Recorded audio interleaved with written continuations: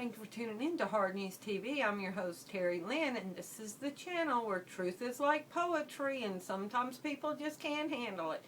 Today is September 18th, 2016, and I just wanted to talk to y'all about what's going on in our politics right now with Hillary Clinton and all this illusion that's going on and delusion. I just wanted to make y'all aware that in Scripture, if you believe the Bible, in Scripture it says that in the last days they'll go on deceiving and being deceived, and that there'll be a great delusion. And I think that's where we're at right now. And so, but I've also been involved in politics for a long time, and I've worked on political campaigns at state, federal, and local levels.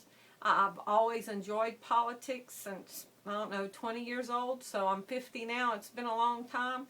And in 2004, I attended community college in Baton Rouge, and my British literature teacher was Ida Mae Wells, and you can Google her. She had a lawsuit, counter lawsuit, and everything against G. Gordon Liddy.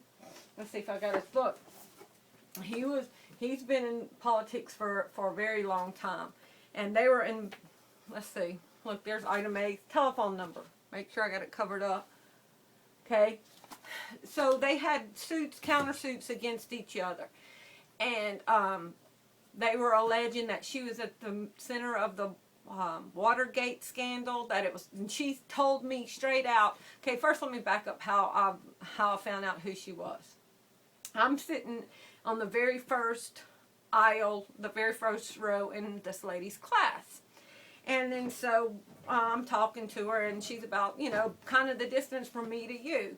And she asked me what I like to do in my free time, and she's an older lady, a little bit older than me.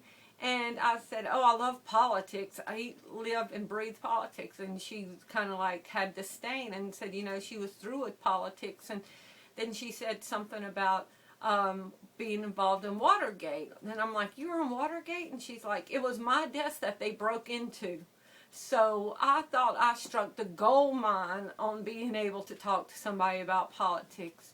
So I just wanted to talk to y'all. Do you remember that movie, Catch Me If You Can? I mean, not Catch Me If You Can. Now You See Me. And they were illusionists. And you think you're seeing one thing, and then they're doing something behind the scenes, but your perception of the reality that they're presenting to you is different than what they're actually doing. They're letting you see something that they want you to believe, while behind the scenes they're doing what they want to do. And it's two separate things that are going on, but you only are believing the thing that you're seeing. And the reality is behind the scenes. Well, I've been reading this book on and off for a very long time. It's the first edition. It's in reprint now. Can you see it? Is it upside down? Yeah. The Invisible Government. This is a 1964 version of it. And it's by David Wise and Thomas Ross. Okay? And so people talk about conspiracy and everything, but when it's proven, it's not conspiracy anymore. And this book talks about, it's got some great topics. It's some of the topics is CIA, it's well hidden, the Defense Agency, national security, like 14, 15, 16, 17, chapter 14, 15, 16, 17. I don't know if y'all can see that. Okay. Well, this book talks about the secret government, the invisible government. Okay, so I'm going to read y'all just a little part of it, and I'm going to show y'all something, okay? And you'll understand what's going on in our world right now. There are two governments in the United States today. One is the visible, and the other is invisible. The first is the government that citizens read about in their newspapers and children study about in their civics books. The second is the interlocking, hidden machinery that carries out the policies of the United States. This second invisible government gathers intelligence, conducts espionage, and plans and executes secret operations all over the globe. The invisible government is not a formal body. It is a loose grouping of individuals and agencies drawn from many parts of the visible government. It is not limited to the CIA, although the CIA is at its heart, nor is it confined to the 9 other agencies that comprise what is known as the intelligence community: the National Security Council, the Defense Agency, the NSA, Army Intelligence, Navy Intelligence, Air Force Intelligence, the State Department's Bureau of Intelligence and Research, the Atomic Energy Commission, and the Federal Bureau of Investigation. The invisible government includes also many other units of agencies as well as individuals that appear outwardly to be a normal part of the conventional government. It even encompasses business firms and institutions that are seemingly private. And people are saying that Google and Facebook are part of it, and Amazon. To an extent that it is only beginning to be perceived, this shadow government is shaping the lives of all Americans. Major decisions involving war or peace are taking place out of the public view. Okay, I'm going down some.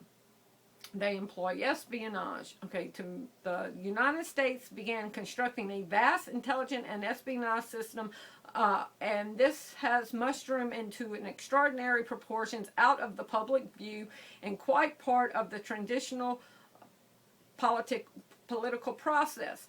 Okay, so it says by 1964, the intelligence network had grown into a massive hidden apparatus, secretly employing 250,000 persons and spending over $1 billion a year. Okay, so I'm just going to keep on going. The employment roles of the secret government are classified. This is probably stuff that Edward Snowden knew about. Okay, let's see. Its activities are top secret. Its budget is concealed in other appropriations. Congress provides money for the invisible government without knowing how much it has appropriated or how it will be spent. Okay, the CIA maintains more than a score of offices in major cities throughout the United States. It is deeply involved in many domestic activities, from broadcasting stations and a steamship company to the university campuses. The invisible government is also generally thought to be under the direct control of the National Security Council. But in fact, many of the major decisions are never discussed in the council. These decisions are handled by a small director, the name of which is only whispered. How many Americans have ever heard of the special group, also known as the 5412 group? The name of this group, even its existence, is unknown outside the innermost circles of the invisible government. Okay, let's keep going. It is an attempt to describe a hidden American institution which the American people who finance it have a right to know. Okay, let's see. This book is an effort thus to inform the American people its traces of the history of the invisible government, how it was created. Okay, so it goes on and on and on. So then I found something in the back about how they use the media, and the media knows they're being used. But I want to show y'all something, okay? A couple of things. So I don't want, people will say, oh, this is a conspiracy, all right? But, so that book was called The Invisible Government by David Weiss, all right? So let me bring y'all down here and show y'all this.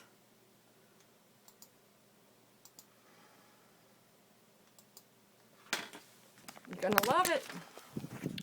Okay, can you see this?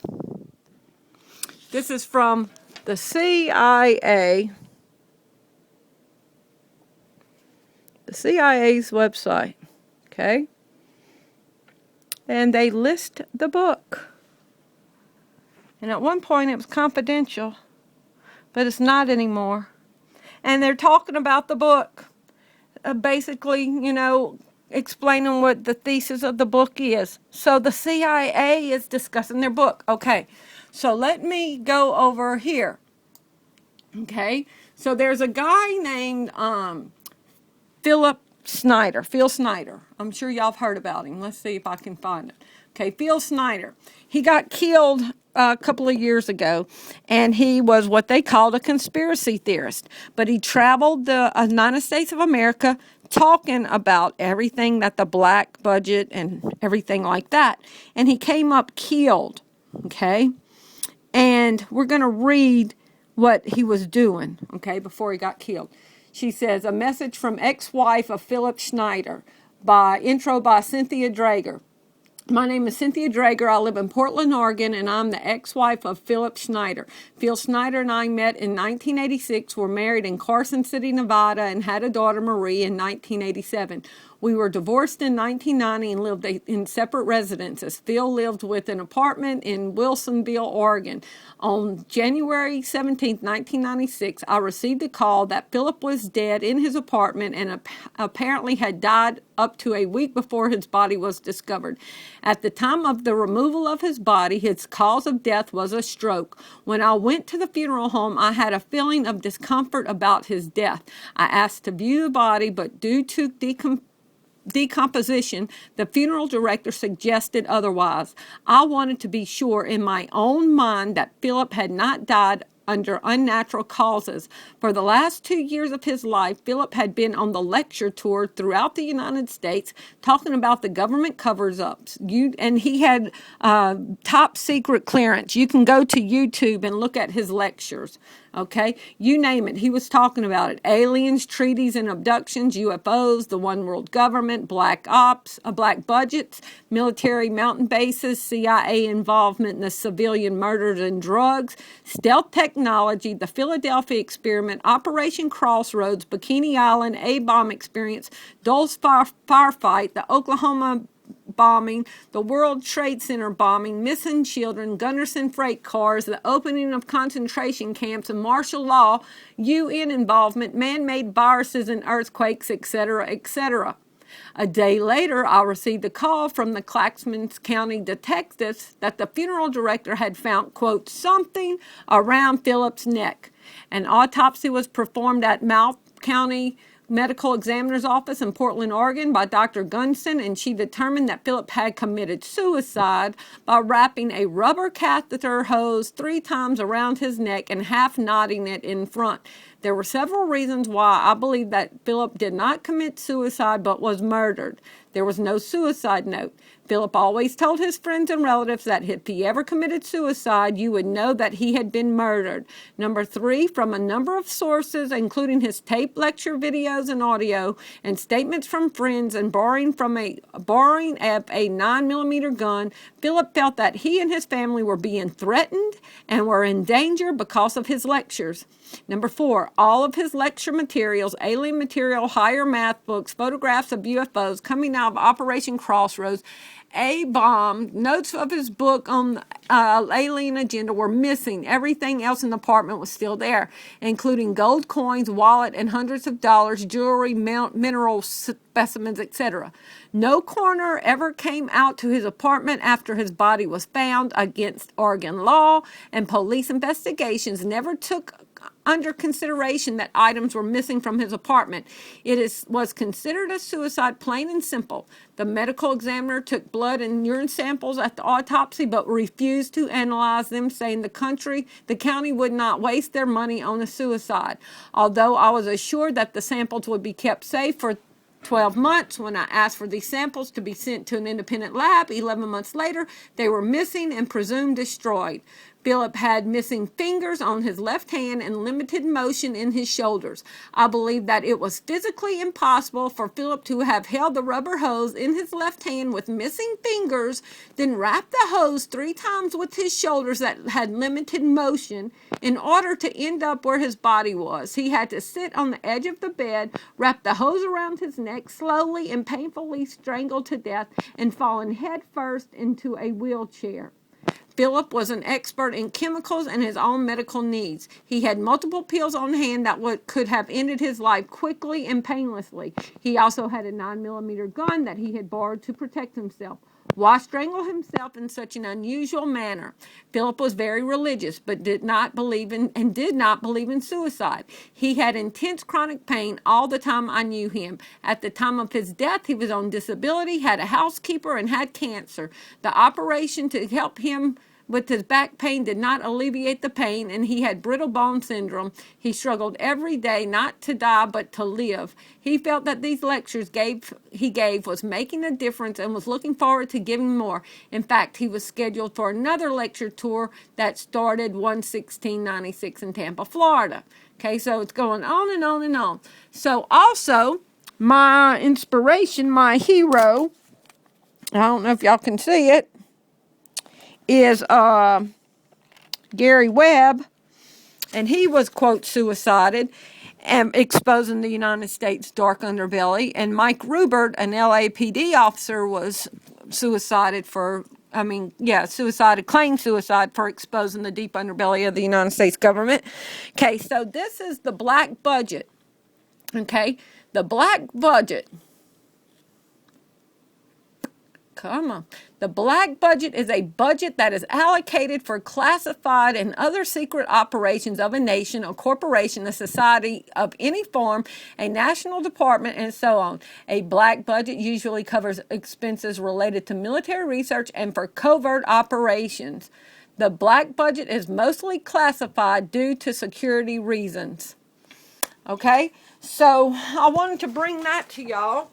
And I just wanted y'all to know not to believe everything that we're hearing. And one of the things that Phil Snyder was exposing was what was called DUMBs, D-U-M-B, Deep Underground Military Bases. And this is underground cities that are being built. You can Google this and find it for your own self. I'm not being a conspiracy theorist. And Phil had knowledge of the black budgets. And he had the top security clearance. He got to go into Area 51. So he had military involvement.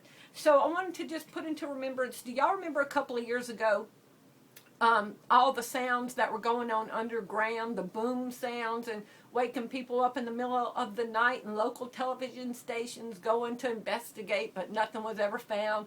And people were saying the earth shook and it was loud, booming sounds, and it would happen at random times. Well, I believe that was the construction of the deep underground bases that were being constructed, and they were boring through the earth, and that was the sounds it was making. So I just wanted to put that information out there, that there is an invisible government. It is more to this story than what we see that's going on. The puppeteers, the puppet masters are putting their little puppets in place. So I'm just telling y'all, stay vigilant. And just know that I am not planning on committing suicide. I've got too much stuff to share. So y'all please stay tuned. I've got more.